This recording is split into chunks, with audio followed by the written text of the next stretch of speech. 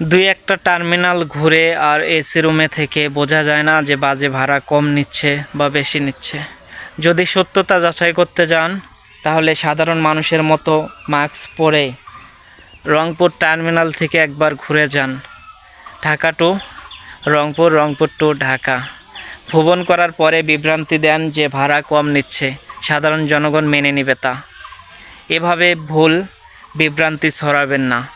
আপনাদের মতো সোশ্যালরা লাখ লাখ কোটি কোটি টাকা নিয়ে এভাবেই বিভ্রান্তি দেয় জনগণের মাঝে।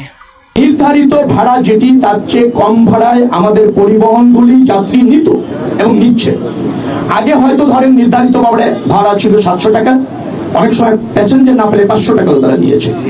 এখন 600 টাকা যখন নিচ্ছে সে মনে করছে আগের চেয়ে 100 টাকা বেশি নিচ্ছে। আমি নিশ্চিত এটা নির্ধারিত ভাড়ার চেয়ে বেশি না।